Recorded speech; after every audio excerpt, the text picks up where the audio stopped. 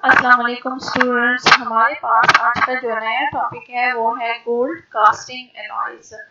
इस टॉपिक में हम लोग कास्टिंग के बारे में पढ़ेंगे। कास्टिंग के साथ हमने उन एलॉयज की या उन मेटल्स की कास्टिंग के बारे में पढ़ना है जो कि हमारे पास गोल्ड रिलेटेड है। ठीक है, यहाँ पे आप लोगों के पास कास्टिंग की इंफॉर्मेशन आ जाएगी। गोल्ड कास्टिंग एलॉयज के बारे में पता चल जाएगा कि हमारे पास कौन से गोल्ड मटेरियल जो है उनको हम एज अ कास्ट रेस्टोरेशन या डेंटल रेस्टोरेशन में हम यूज कर सकते हैं। ठीक है,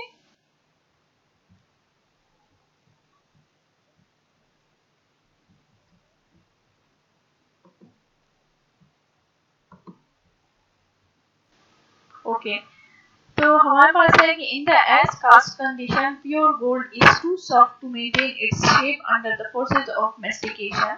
जो हमारे पास अगर हमने कास्ट रेस्टोरेशन यूज करनी है, हमने गोल्ड्स को यूज करना है या हमने मेटल्स की तरफ जाना है, तो मेटल्स की ऑप्शंस में जो हमारे पास गोल्ड है, अगर हम उसको यूज करें एज अ डेंटल रेस्टोरेशन इनले या ऑनले के लिए या क्राउन के लिए यूज करना चाहते हैं, तो प्योर गोल्ड अगर हम यूज करेंगे तो वो हमारे पास काफी ज्यादा सॉफ्ट होता है। उसकी शेप की जो मेंटेनेंस है वो हमारे लिए डिफिकल्ट है, क्योंकि उसके ऊपर फोर्सेस ऑफ मेस्टिकेशन आएगी और उसका जो शेप है वो मेंटेन नहीं रहेगा। Its strength and hardness can be greatly improve bye after cold working और एलॉय। जो इसकी स्ट्रेंथ है, जो इसकी हार्डनेस है, अगर आप प्योर गोल्ड यूज करना चाहते हैं तो उसके लिए तो उसकी वो स्ट्रेंथ और हार्डनेस को हम इम्प्रूव किस तरह करेंगे, या तो हम एलॉइंग का प्रोसीजर करेंगे या कोल्ड वर्किंग करेंगे। कोल्ड वर्किंग में हमारे पास यानी विदाउट टेम्परेचर हमारे पास मेटल में हम लोग शेपिंग लेकर आते हैं, हम उसको लो टेम्परेचर देते हैं और मेटल में कोई शेप लेकर आते हैं, तो वो कोल्ड वर्किंग का प्रोसीजर हो जाएगा। और जो एलॉइंग है, तो एलॉय का आपको पता होगा कि एलॉय हमारे पास क्या है, जब हमारे पास टू और मोर मेटल्स कंबाइन हो जाते हैं तो वो हमारे पास एलॉय बन जाता है। इट मीन्स कि अगर आप प्योर गोल्ड यूज करना चाहते हैं तो वो आपके पास सॉफ्ट रहेगा, वो उतनी फोर्सेस को बेयर नहीं कर सकेगा, लेकिन इसी गोल्ड के साथ अगर हम कोई और मेटल ऐड करते हैं तो वो हमारे पास एलॉय हो जाएगा, जिसे हम फिर नेम देंगे गोल्ड एलॉय का, क्योंकि वो गोल्ड के साथ आपने किसी दूसरे मेटल को ऐड किया हुआ है। तो एलॉय की प्रोसीजर के थ्रू हम इसकी स्ट्रेंथ और इसकी हार्डनेस जो है वो उसको इम्प्रूव कर सकते हैं। Alloys of gold are commonly used for cast restorations. अब गोल्ड जो है, हम प्योर गोल्ड की बजाय हम गोल्ड एलॉय की तरफ जाते हैं, तो एलॉयज ऑफ गोल्ड जो है वो हमारे पास बहुत ज्यादा कॉमनली इसकी यूजेज है कास्ट रेस्टोरेशन में और डेंटिस्ट्री में। कुछ टर्मिनोलॉजीज है हमारे पास जिनके मुताबिक आपको पता चल जाएगा। आगे जाके जब ये टर्मिनोलॉजीज आएंगी तो आप लोगों को समझ आनी चाहिए कि ये किस चीज की बात हो रही है। तो first one is the precious metal. Precious metal हमारे पास नेम इंडिकेट कर रहा है कि हमारे पास वो मेटल जो काफी ज्यादा प्रीशियस है, जो काफी ज्यादा एक्सपेंसिव है। ठीक है, precious metals contains metal of high economic values. वो मेटल्स जिनकी हाई इकोनॉमिक वैल्यूज है, जैसे कि गोल्ड आ जाता है, प्लैटिनम है, प्लेडियम है, सिल्वर है, rhodium, iridium, ruthenium and osmium. ठीक है, ये सारे हमारे पास प्रीशियस मेटल्स हैं, क्योंकि काफी ज्यादा एक्सपेंसिव है। जब प्रीशियस मेटल की बात आएगी, इट मींस कि हम इन्हीं मेटल्स की बात करें जो काफी ज्यादा एक्सपेंसिव है। सेकंड वन टर्मिनोलॉजी हमारे पास है लो गोल्ड एलॉयज। अब नेम देखिए, लो गोल्ड एलॉयज। गोल्ड एलॉयज क्या शो कर रहा है कि गोल्ड इसमें प्रेजेंट है, लेकिन गोल्ड एलॉय है, साथ में कोई और मेटल भी इसके साथ कंबाइन है, जिसकी वजह से एलॉय बन गया है वो प्लस लो गोल्ड एलॉयज। यानी लो गोल्ड एलॉयज यानी इसमें जो गोल्ड का कंटेंट है वो आपके पास लो है। सो वो alloys which contain less than 75% of the gold called low gold alloys. जहां पे आपके पास डेंटिस्ट्री में अगर कास्टिंग कंडीशन में या आपके पास गोल्ड एलॉयज की बात हो रही है, लो गोल्ड एलॉयज की, इट मींस कि आप लोगों को समझ आना चाहिए कि इसमें जो गोल्ड का कंटेंट है वो आपके पास 75% से कम है, तो वो आपका लो गोल्ड एलॉयज की कैटेगरीज में आ जाएगा। The third one terminology is the base metal alloys. Base metal alloys हमारे पास वो मेटल एलॉयज हैं जिनमें आपके पास बेसिक मेटल ऐड हुए हैं, जिनमें आपके पास प्रीशियस मेटल ऐड नहीं है। ठीक है, वो एलॉयज जिनमें आपके पास प्रीशियस मेटल नहीं है। So those alloys which not containing precious metal to impart their corrosion resistance. जैसे कि हमारे पास वर्किंग बेस मेटल एलॉयज की एग्जांपल में स्टेनलेस स्टील आ जाता है, निकल आ जाता है, कैडमियम आ जाता है, ठीक है, कोबाल्ट, ये सारे हमारे पास बेस मेटल एलॉयज में आते हैं। ये हमारे पास प्रीशियस मेटल नहीं है, ये काफी ज्यादा एक्सपेंसिव भी नहीं है। ठीक है, प्लस इनमें हमारे पास कोरोजन रेजिस्टेंस की एबिलिटी भी होती है। तो ये हमारे पास बेस मेटल एलॉयज है। यानी जो आपके पास कोरोजन को भी रेजिस्ट कर रहे हैं। कोरोजन क्या है, जब हमारे पास नेचुरल एनवायरनमेंट के साथ मेटल की कांटेक्ट आ जाता है, उसमें फिर रस्टिंग कंडीशन आ जाती है, तो वो कोरोजन आ जाता है। तो कोरोजन की तरफ ये हमारे पास रेजिस्टेंस भी शो करते हैं। प्लस इनमें हमारे पास कोई प्रीशियस मेटल, कोई नोबल एलिमेंट जो है वो ऐड नहीं है।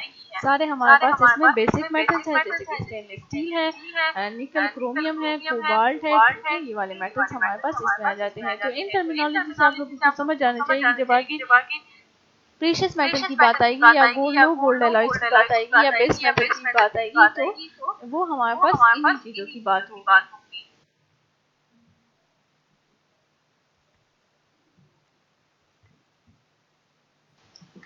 ओके, नेक्स्ट हमारे पास है pure gold fillings. Pure gold fillings हमारे पास वाले मटेरियल्स जो यूज कर रहे हैं आप लोग एज अ फिलिंग, ठीक है, लेकिन इनमें आपके पास फिलिंग मटेरियल कौन सा है, वो आपके पास गोल्ड है, which is in the form of pure. इनमें कोई और मेटल ऐड नहीं है, यानी कोई एलॉय नहीं है, ये हमारे पास जस्ट द गोल्ड फिलिंग है, वो भी प्योर फॉर्म में है।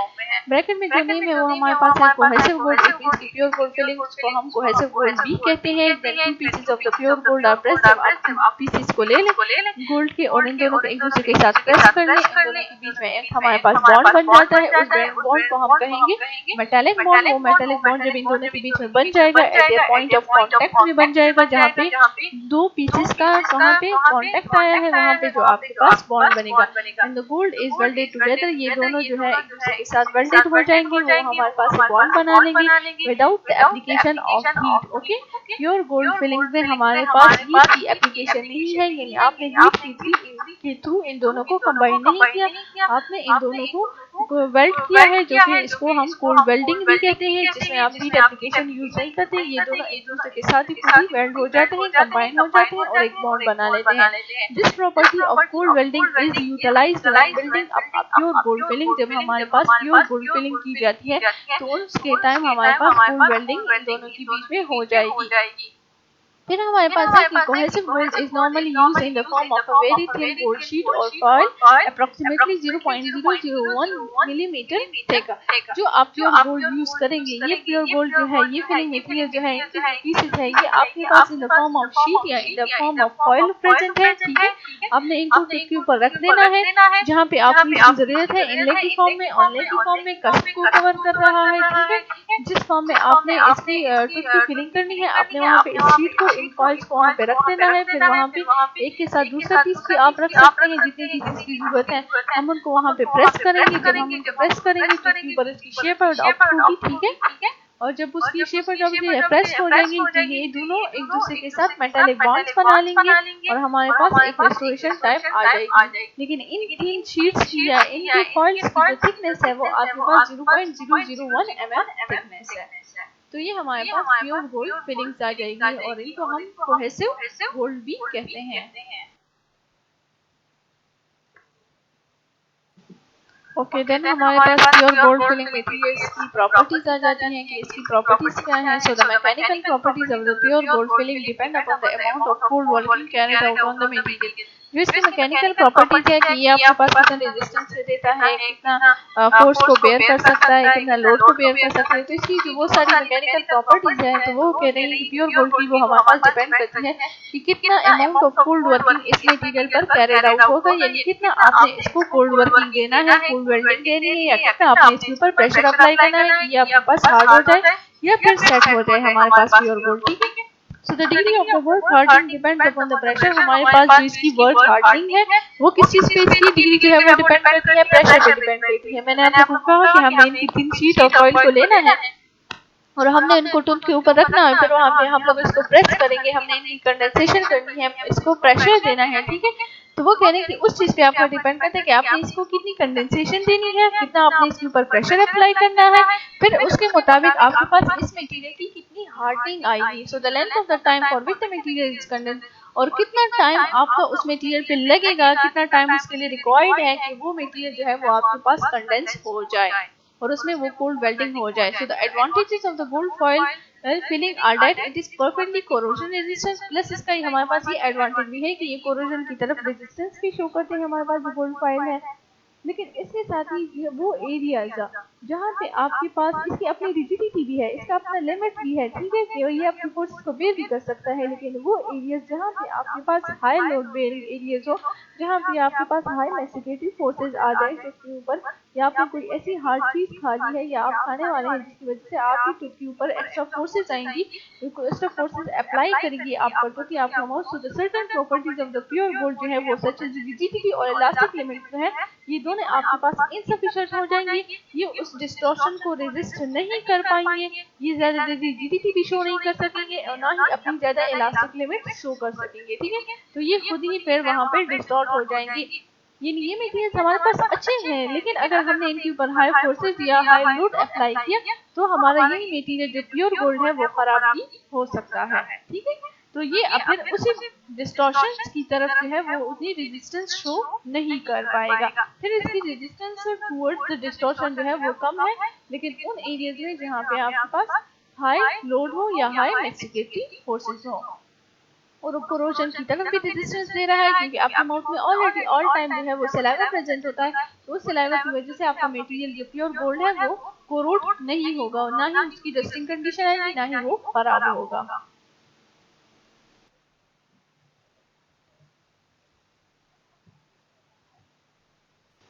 ओके, नेक्स्ट हमारे पास टाइप्स आ जाती हैं कास्टिंग गोल्ड एलॉयज की, which is called traditional casting gold alloys, जो हमारे पास क्लासिफाइड हुआ है 4 टाइप्स में। हमने इनकी क्लासिफिकेशन जो है वो इसकी स्ट्रेंथ की बेसिस पे की है, कि कहाँ पे आपके पास जो गोल्ड एलॉयज की जो कास्टिंग है वो कहाँ कहाँ पे आपके पास कितना कितना स्ट्रेंथ जो है वो शो करेगी। सो टाइप 1 जो है वो हमारे पास लो स्ट्रेंथ गोल्ड एलॉयज है, वो गोल्ड एलॉयज जो कि लो स्ट्रेंथ शो करेंगे, तो उनको हमने कहाँ पे फिर यूज करना है। इनकी यूजेज हमारे पास ज्यादातर इनलेज में होगी। So for casting subject to a very slight stress, वो एरिया जहाँ पे आपके पास स्लाइट स्ट्रेस हो तो वहाँ पे आप टाइप 1 को यूज कर सकते हैं और एज ए इनलेज यूज कर सकते हैं, यानी टूथ के अंदर की जो फिट्स ऑफ फिजर एरिया अगर वहाँ पे कैरीज आ गई हैं, आपने उनको रिमूव कर दिया है और वहाँ पे आप यूज करना चाहते हैं मटेरियल को, तो वो गोल्ड एलॉयज यूज कर सकते हैं, तो वो एक इनले एरिया आ जाएगा, ठीक है।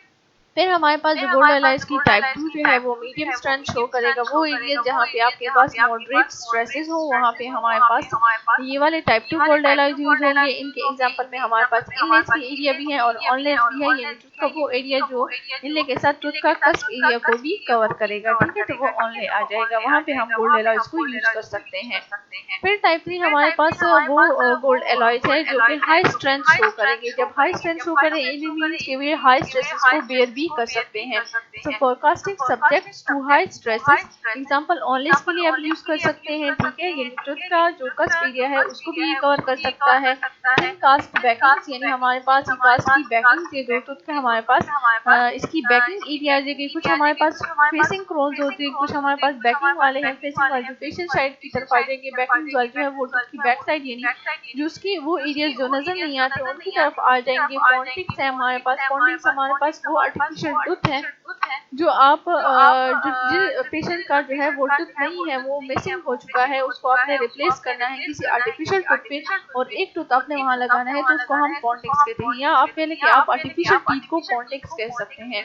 फुल क्रोन्स एंड सैडल्स है हमारे पास, फुल क्रोन्स के लिए भी हम हाई स्ट्रेंथ मटेरियल को यूज कर सकते हैं, गोल्ड एलाइज वाला टाइप 3। और सैडल एरिया हमारे पास वो एरिया है जिनके ऊपर आपके पास कोई टूथ नहीं है, एडेंटुलस एरिया को हम सैडल एरियाज भी कह सकते हैं, उन एडेंटुलस एरिया को ऊपर हम आर्टिफिशियल टीथ फिर लगाते हैं। टाइप 4 हमारे पास एक्स्ट्रा हाई स्ट्रेंथ है, तो टाइप 4 जो है वो एक्स्ट्रा हाई स्ट्रेंथ शो करेगा वहां पे जहाँ पे आपके पास एक्स्ट्रा हाई स्ट्रेसेस होंगी, वो उनको बेयर कर सकता है। So forecasting subject to very high stresses they are very thin in cross section, अगर इनको हम क्रॉस सेक्शनली देखें तो ये हमारे पास थिन होते हैं, लेकिन ये आपके पास स्ट्रेसेस को बेयर कर सकते हैं जो आपके पास वेरी हाई स्ट्रेसेस है। इसके लिए हमने टाइप 4 यूज करना है जिनकी बहुत हाई स्ट्रेंथ है, जैसे कि आपके पास सैडल एरिया जो आपके पास एक से ज्यादा टीथ मिसिंग है, ठीक है, उनके लिए आप यूज कर सकते हैं टाइप 4 को। बार्स के एज ए बार यूज कर सकते हैं, एज ए क्लेस्प यूज कर सकते हैं, क्रोन्स के लिए भी आप यूज कर सकते हैं, ब्रिजेस के लिए भी, और हमारे पास जो पार्शियल डेंचर फ्रेमवर्क्स है उनके लिए भी हम टाइप 4 गोल्ड एलॉयज को यूज कर सकते हैं।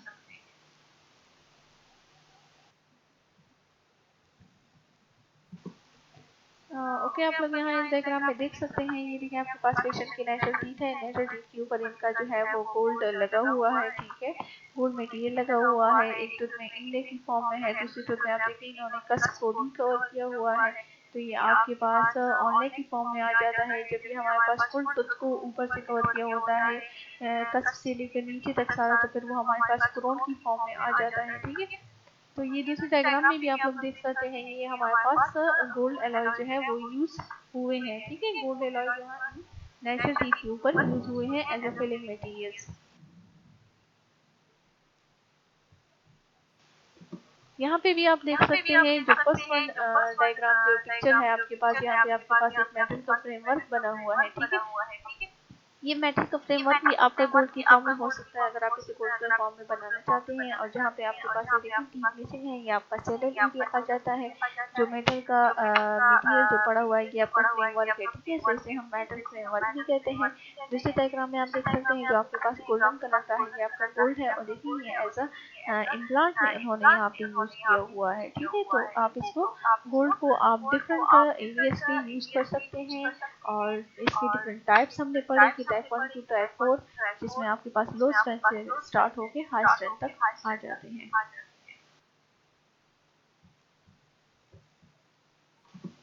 ओके, नेक्स्ट हमारे पास यहाँ पे प्रेजेंट है कि जो डेंटल गोल्ड कास्टिंग एलॉयज है, इनमें आपके पास कितना जो है वो गोल्ड प्रेजेंट है और कितना गोल्ड प्रेजेंट नहीं है। अगर आप लोगों को अब याद हो तो हमने पिछली स्लाइड में पढ़ा कि हमारे पास जो लो गोल्ड एलॉयज है उनमें हमारे पास लेस देन 75% अगर गोल्ड प्रेजेंट होगा, लेस देन 75, ठीक है, तो वो हमारे पास लो कास्टिंग गोल्ड एलॉयज में आ जाते हैं। तो यहाँ पे हमारे पास प्रेजेंट है कि जो हमारे पास डेंटल गोल्ड कास्टिंग एलॉयज है, इनमें रिक्वायर्ड है Nobel metal content. Nobel metal content इनमें कौन सा है, वो है gold. So it should be at least 75% आपके पास ये होना चाहिए आपका गोल्ड कंटेंट इसमें। It can be seen that the gold content और नोबिलिटी जो है वो हमारे पास डिक्रीज हो रही है फ्रॉम टाइप 1 से टाइप 4 तक। तो टाइप 1 से टाइप 4 तक वो डिक्रीज किस तरह हो रही है, टाइप 1 से टाइप 4 तक इस तरह की टाइप 1 जो है वो लो स्ट्रेंथ है। इट मींस कि इसमें सबसे ज्यादा आपके पास प्योर गोल्ड कंटेंट है, ठीक है। लेकिन जैसे ही वो टाइप 4 की तरफ आता है और वो हाई स्ट्रेंथ शो कर रहा होता है, इट मींस कि इसमें आपके पास गोल्ड कंटेंट कम हो रहा है, ठीक है। तो टाइप 1 वाला आपके पास सॉफ्ट था, इसमें प्योर गोल्ड था। और टाइप 4 जो है वो आपके पास एक्स्ट्रा हार्ड था, तो वो आपके पास एलॉय उसमें ज्यादा ऐड हो गए और उसमें आपके पास गोल्ड का कंटेंट भी कम हो रहा है। तो अब जो हमारे पास गोल्ड एलॉयज हैं, ठीक है, प्योर गोल्ड की बात नहीं हो रही, गोल्ड एलॉयज की बात हो रही है, यानी गोल्ड के साथ कोई और मेटल भी इन कॉम्बिनेशन है। तो इसमें फिर गोल्ड कंटेंट कितना प्रेजेंट है अगर गोल्ड एलॉय है। तो गोल्ड एलॉय की जो कंटेंट है, इसकी जो नोबिलिटी है, इसको हम इंडिकेट करते हैं कैरेट वैल्यू और फाइनेस वैल्यू से। कैरेट वैल्यू हमारे पास क्या है, कैरेट वैल्यू हमारे पास इंडिकेट करता है कि आपके पास कितना number of the parts of the gold by wait. By weight आपके पास गोल्ड जो है वो कितना प्रेजेंट है 24% ऑफ द एलॉय में, ठीक है। 24% ऑफ एलॉय में आपके पास कितना part of the gold by weight present है, this is your carat value. अगर हम फॉर एग्जांपल टाइप 2 एलॉय को देखें, तो टाइप 2 वाला हमारे पास मॉडरेट सेट यानी जो हमारे पास मीडियम वाला था, तो उसमें हमारे पास 74% 75% ऑफ द गोल्ड उसमें जो प्रेजेंट था, तो उसकी जो कैरेट वैल्यू थी वो फिर 18 आ जाती है टाइप 2 की, ठीक है। टाइप 1 की बात नहीं करेंगे क्योंकि टाइप 1 जो है वो तो प्योर गोल्ड है, उसमें तो एलॉय नहीं है। लेकिन अगर हम टाइप 2 को देखें, तो टाइप 2 में जो हमारे पास 75% ऑफ गोल्ड अगर उसमें प्रेजेंट है, तो उसकी कैरेट वैल्यू 18 आती है। और इसी तरह कैरेट वैल्यू की तरह हमारे पास फाइनेस वैल्यू भी है, जिसके मुताबिक हम इंडिकेट कर सकते हैं कि हमारे पास कितना गोल्ड कंटेंट जो है वो एक मटेरियल में प्रेजेंट है, या गोल्ड एलॉय में कितना गोल्ड का कंटेंट प्रेजेंट है। तो फाइनेस वैल्यू भी सेम इस तरह कैरेट की वैल्यू की तरह है। जिस तरह कैरेट की वैल्यू में हम 24% ऑफ में देख रहे थे कि कितना बाय वेट आपके पास गोल्ड प्रेजेंट है, फाइनेस वैल्यू में आपने 1000% ऑफ द एलॉय में चेक करना है कि कितना वेट जो है वो आपके पास गोल्ड के कंटेंट का है, ठीक है। 1000% पार्ट्स ऑफ द एलॉय में, तो वो आपको 24 पार्ट्स में आपने चेक करना था, ये आपने 1000 पार्ट्स में चेक करना है। इस तरह इसी में फाइनेस वैल्यू अगर हम टाइप 2 की चेक करें, तो इसकी हमारे पास 75% ऑफ द गोल्ड में अगर देखें, तो हमारे पास फाइनेस वैल्यू उसकी 750 आ जाती है, ठीक है। तो फाइनेस वैल्यू 750 आ जाती है कितने पार्ट्स पे, 1000 पार्ट्स ऑफ द एलॉय पे आ जाती है।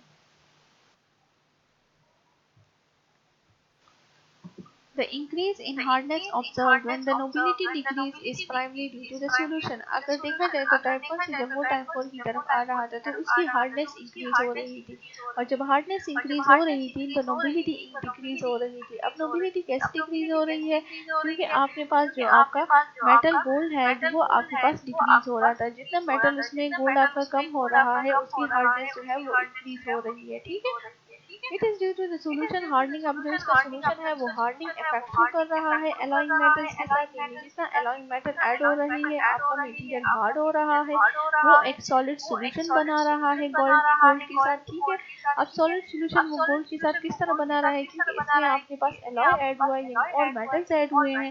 उन और मेटल्स की एडिंग की वजह से जो है वो सारे अंदर में डिस्पर्स हो गए हैं और वो जो है स्ट्रेसेस को भी बेयर कर सकते हैं। So the type 3 and the type 4 alloys can be further hardened by heat treatment। ये type 3 type 4 जो alloys हैं ये आपके पास और भी हार्ड हो सकती हैं अगर हमने इनको और हीट ट्रीटमेंट दी। यहाँ पे आपके पास ब्रैकेट में ये लिखा गया है कि आपके पास किस तरह आपका सॉलिड सॉल्यूशन जो है वो हार्ड हो जाता है। तो यही बात की गई है कि जितना आपके पास वो स्ट्रेस को बेयर कर सकता है मेटल, उतने आपके पास इसमें presence of the foreign atoms है। वो फॉरेन एटम्स जो है वो अंदर डिस्पर्स्ड हो गए हैं, जिसकी वजह से हम इनको कहते हैं सॉलिड सॉल्यूशन हार्डनिंग, कि आपका जो सॉल्यूशन था वो हार्ड हो सकता है और भी। इसी तरह टाइप 3 और टाइप 4 के अगर हम और टेम्परेचर देंगे तो वो हमारे पास और भी हार्ड हो सकते हैं।